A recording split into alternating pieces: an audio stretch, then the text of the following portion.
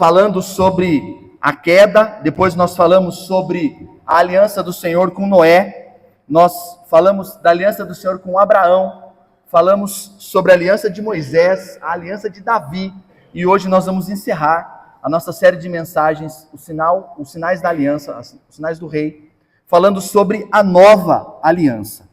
Eu queria convidar você a abrir comigo a tua Bíblia, lá em Jeremias, capítulo 31. Jeremias, capítulo 31, versículo 31. Jeremias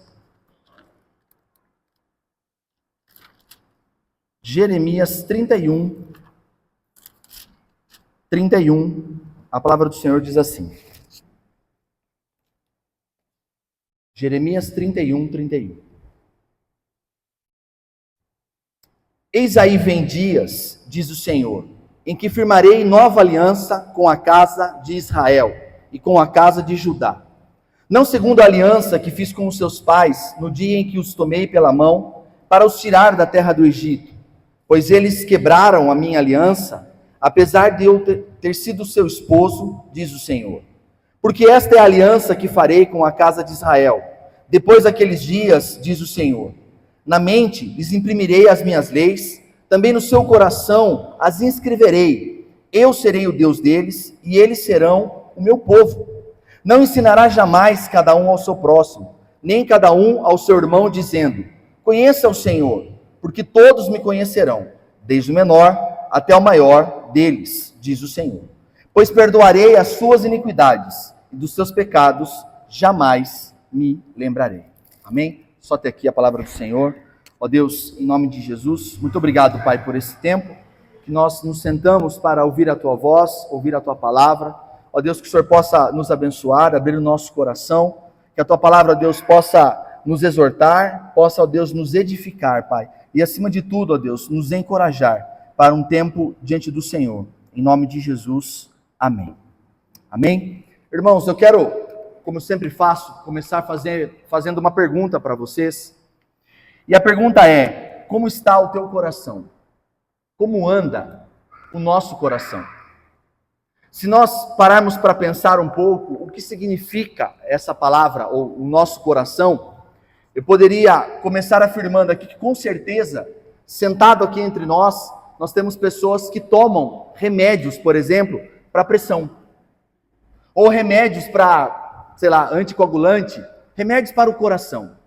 Outros tomam um remédio para o coração ficar melhor, ou funcionar melhor. Alguns, talvez, no nosso meio, já passaram até por procedimentos, ou cirurgias no coração. Eu sei também que alguns aqui já até infartaram.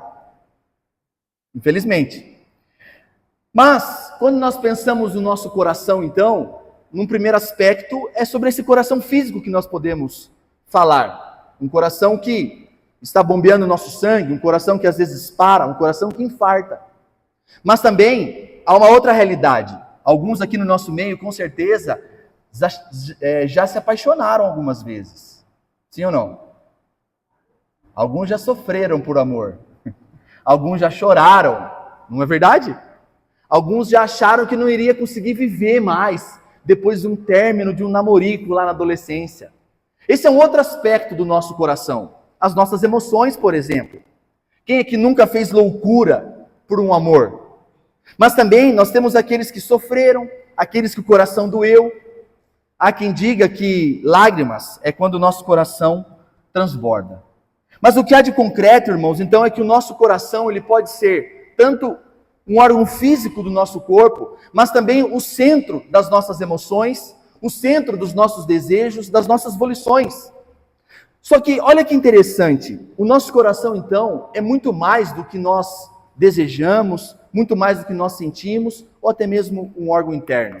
Francis Schaeffer diz o seguinte, duas coisas podemos dizer sobre o ato externo. O exterior, ele segue sempre o interior. E o exterior é produto do interior. O que o Schaeffer está falando aqui é o seguinte, o que nós fazemos com a nossa vida, as nossas ações, as nossas atitudes, a maneira como nós reagimos às situações, elas são produzidas por aquilo que está aqui dentro de nós, do nosso interior. O Schaeffer diz o seguinte, pensar vem primeiro e depois produz o externo. De fato, haverá uma apresentação do nosso corpo, mas esta só terá sentido com base no entendimento do nosso interior. Então, primeiro nós sentimos, primeiro nós processamos o nosso interior, depois nós reagimos, depois nós agimos. E aí eu te faço uma segunda pergunta: o que há de errado então com o nosso coração? Agora não mais com o nosso coração físico, mas com o nosso interior. E eu quero te mostrar que tem algo de errado com o meu coração e com o teu coração. Por exemplo, quantas vezes você já falou assim: olha, eu preciso fazer academia.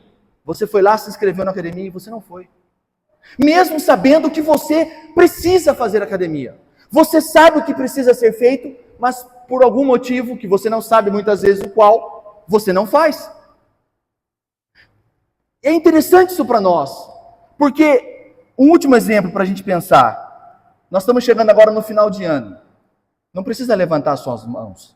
Mas quantas pessoas aqui já fizeram inúmeras resoluções de ano novo? E você nunca cumpriu. Ou algumas você não cumpriu. Esse ano eu vou emagrecer. Esse ano eu vou guardar dinheiro. Esse ano eu vou na academia. Esse ano eu vou fazer isso. E agora nós estamos em novembro e muitas das nossas resoluções nós não fizemos. O que eu quero te mostrar então é que tem algo de errado com o nosso coração.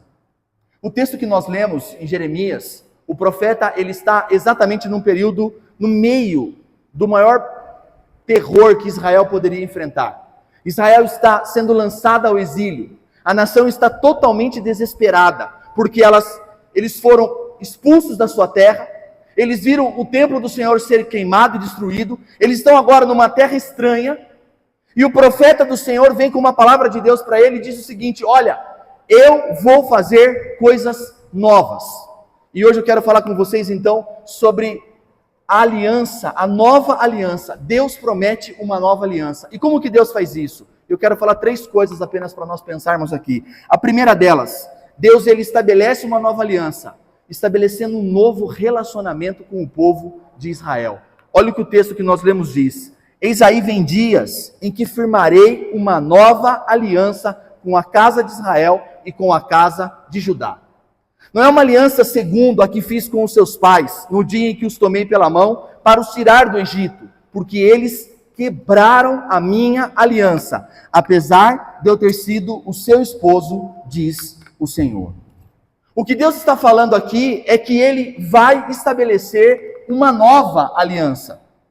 Mas é uma aliança diferente, mas é a mesma de todas as outras que foram feitas pelo Senhor. É a mesma aliança que Deus havia feito com Abraão. É a mesma aliança que Deus havia feito com Moisés. Mas o texto diz que Deus agora fará uma aliança nova, que terá uma administração diferente das anteriores. Deus está estabelecendo, na verdade, um novo relacionamento com o povo.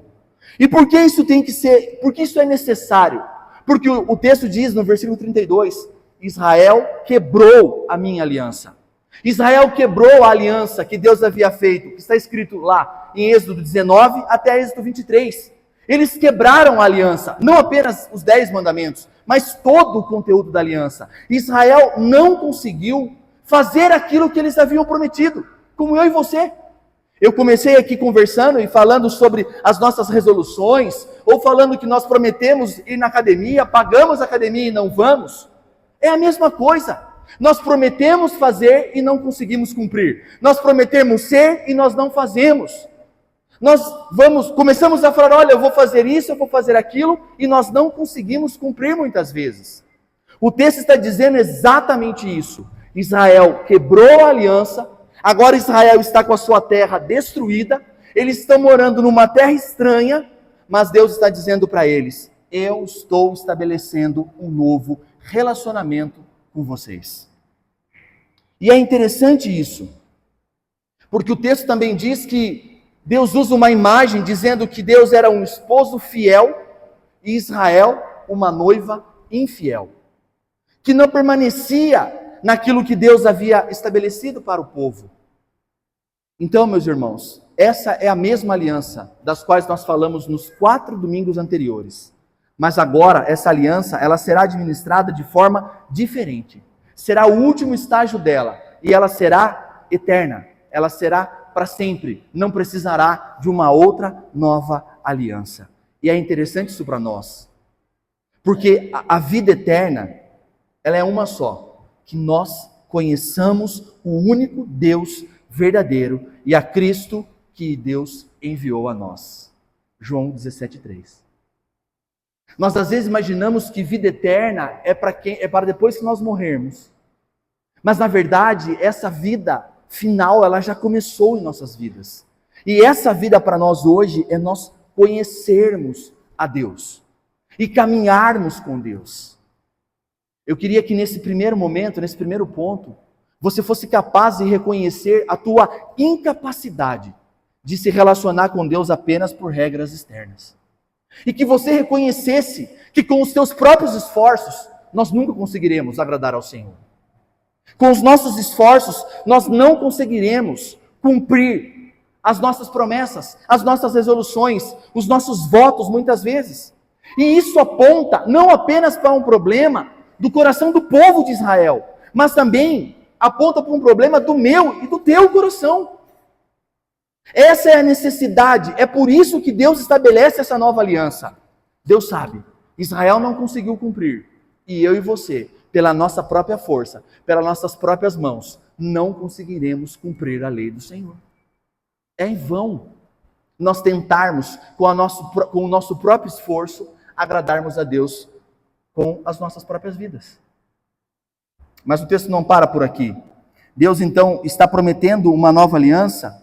Em segundo lugar, prometendo um novo coração. Olha que interessante isso. Deus promete um novo coração para o povo. O verso 33 diz assim: essa é a aliança que eu farei com a casa de Israel, depois daqueles dias, diz o Senhor. Na mente, olha que interessante, na mente lhes imprimirei as minhas leis, e no coração as inscreverei. Irmãos, olha que diferença da aliança anterior. Deus pede lá em Deuteronômio para que os pais inculcar no coração ou na mente dos filhos, decorar, fazer com que eles entendam e decorem a lei.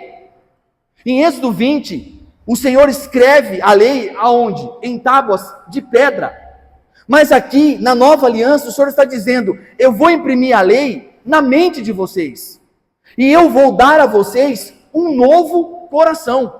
E aí então, eu serei o seu Deus, e eles serão o meu povo. Olha que interessante, a lei de Moisés, em muitos aspectos, ela apontava para o exterior do homem. Não faça isso, não faça aquilo, não coma isso, não toque naquilo. Era necessário, era o momento.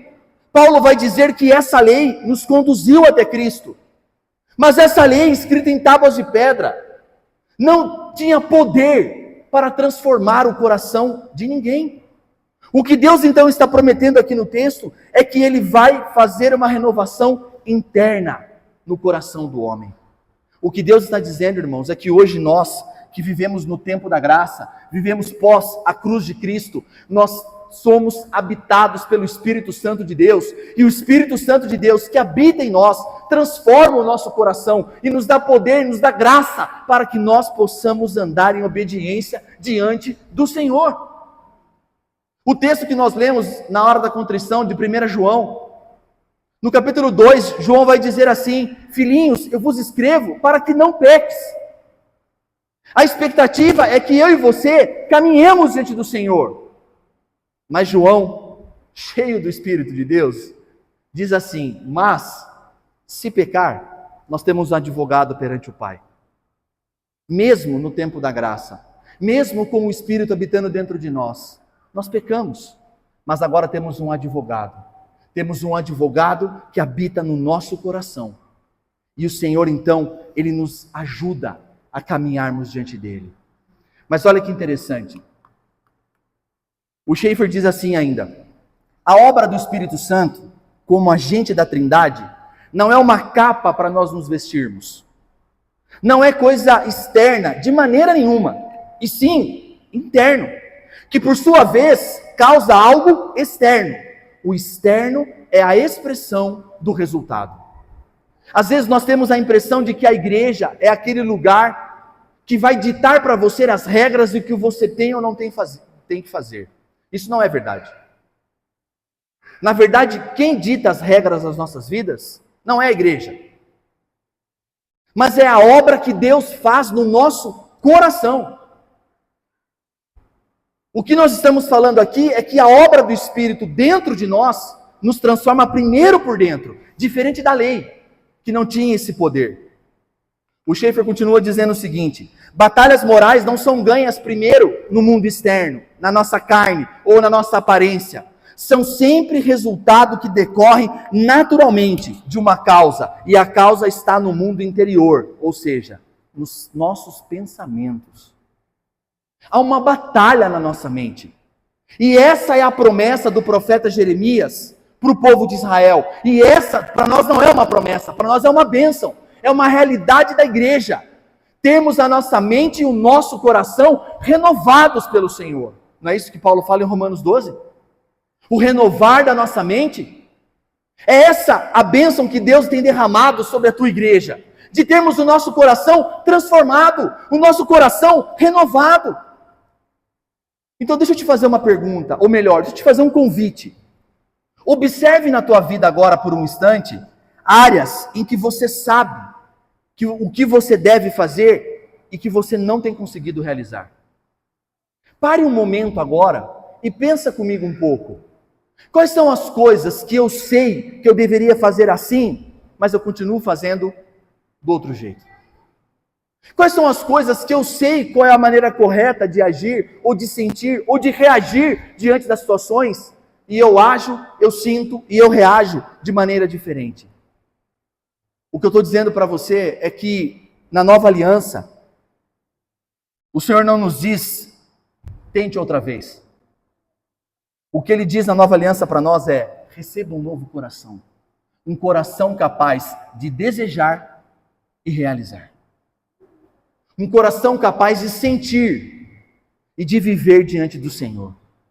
Não busque uma mudança externa. Não se preocupe com o teu externo. Não se preocupe com essas coisas.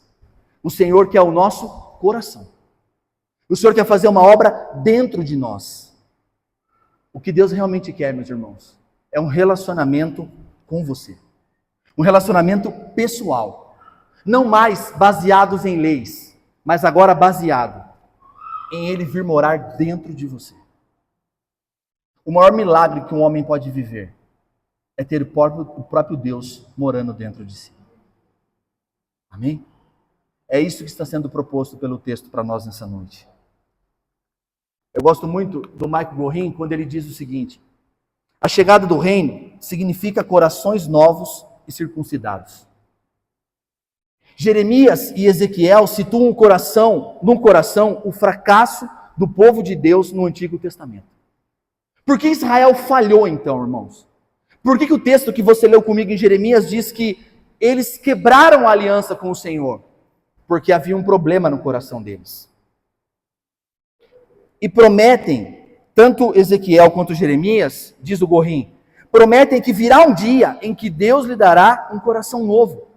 O chamado de Jesus é um discipulado, caracterizado pela graça divina, no qual a dureza do nosso coração, ela seria curada. Essa é a promessa.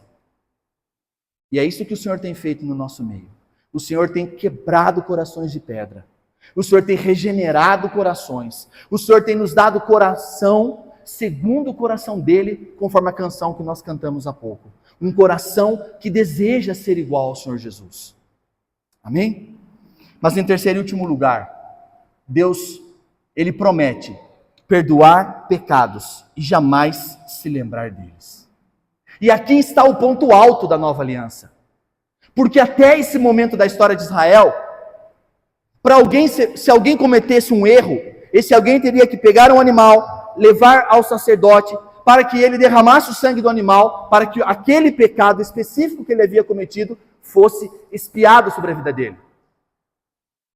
Mas o que está acontecendo agora, olha que interessante isso daqui. O verso 34 diz assim: não ensinará jamais cada um ao seu próximo, nem cada um ao seu irmão, dizendo: conheço o Senhor. Todos me conhecerão, desde o menor até o maior deles, diz o Senhor. Pois perdoarei as suas iniquidades e dos seus pecados jamais me lembrarei. Nesse novo relacionamento, então, que Deus está prometendo para Jeremias, e que nós já vivemos o cumprimento dessa palavra, o que Deus está estabelecendo não é apenas um novo relacionamento ou um novo coração, mas o que Deus está dando para o povo é o perdão. E meus irmãos, o perdão é a chave, e o perdão é a base para tudo que nós estamos conversando aqui nessa noite. Seria impossível receber um coração novo e nos tornarmos casa do Espírito, como diz a palavra, se nós permanecêssemos culpados diante do Senhor. Como que Deus, o Deus Santo, poderia habitar dentro de um coração culpado? Não existe essa possibilidade. O que Deus faz então? Deus resolve o problema do pecado. Antes de Deus fazer qualquer coisa na nossa direção, na nova aliança, Deus resolve o problema do pecado. É interessante isso para nós. E aqui eu quero fazer uma pergunta para você. Quando o texto diz que o Senhor, Ele está disposto a perdoar o nosso pecado e não mais se lembrar dele, eu preciso te fazer uma pergunta. Por que nós continuamos carregando o peso das nossas decisões erradas?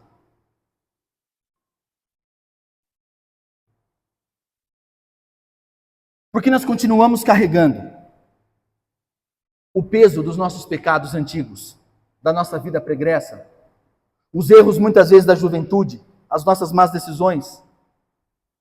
Por que nós não conseguimos viver como alguém que foi perdoado? Alguém que foi perdoado. Sabe por que eu estou dizendo isso para você? Porque você pode sair daqui hoje para viver essa nova vida. Uma vida estabelecida com um novo relacionamento com Deus. Uma vida onde Deus te dá um novo coração. E uma vida onde Deus perdoa os teus pecados.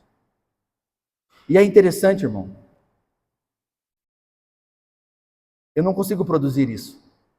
E nem você consegue. Tá calor hoje, né? Muito calor. Existe uma grande diferença entre nós pensarmos, por exemplo, numa grande pá eólica, ou se nós pensarmos nesse ventilador.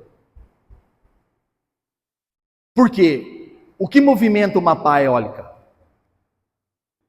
O vento. E quem produz o vento?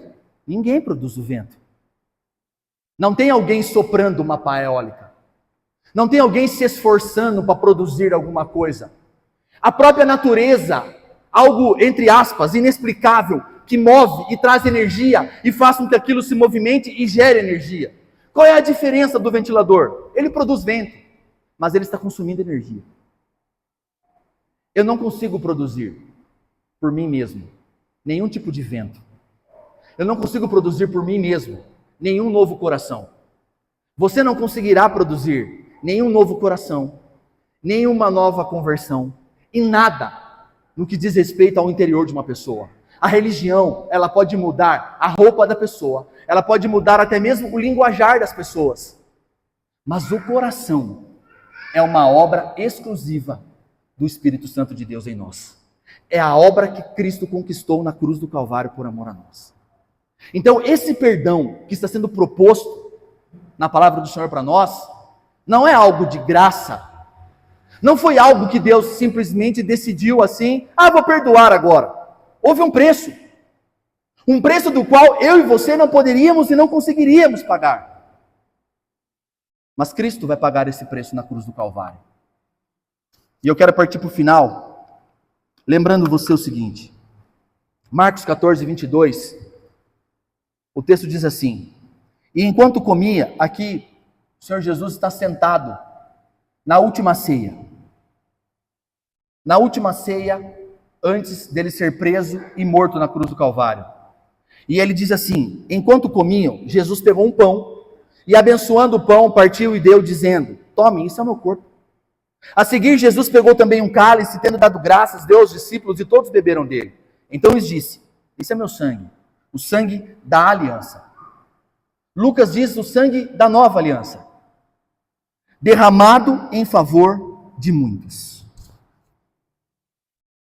O que nós precisamos entender aqui para nós terminarmos é que o que Jesus estava fazendo naquele dia, diante da ceia, é exatamente o cumprimento daquilo que nós acabamos de ler em Jeremias 31. Essa nova aliança que nos promete um novo relacionamento, um novo coração e o perdão dos nossos pecados, estava sendo manifesto naquela cruz. E hoje está representado aqui, diante de nós, nesses pães e nesses cálices. Porque Jesus disse o quê? Esse é o meu corpo que é partido na cruz. E esse é o meu sangue que é derramado por amor a vocês. Mas eu quero trazer para terminar um dos meus heróis aqui. E, irmãos, não é o Cícero, é o Tim Keller. Fique claro isso. Antes que o Dario faça piada, não é. Olha o que o Keller diz. Com os gestos singelos de tomar o pão e o vinho, e com as palavras singelas, dizendo, isso é o meu corpo, isso é o meu sangue, Jesus está dizendo que todos os livramentos e sacrifícios anteriores, tudo o que acontecia no Antigo Testamento, que todos os cordeiros pascais apontavam para Ele mesmo, para a pessoa de Cristo.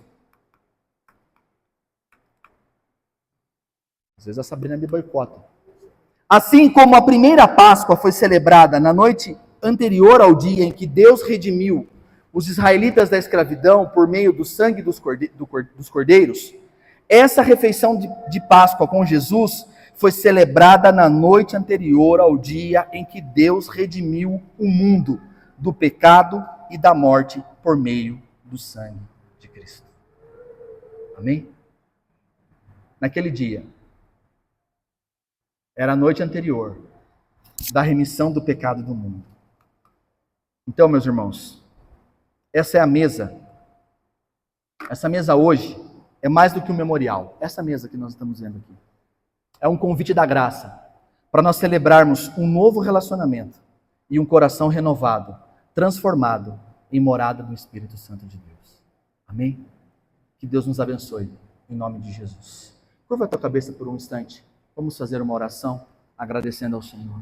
Pai, em nome de Jesus, nós te agradecemos, ó Deus, por tudo que o Senhor tem feito, Pai, em nossas vidas. Obrigado, Pai,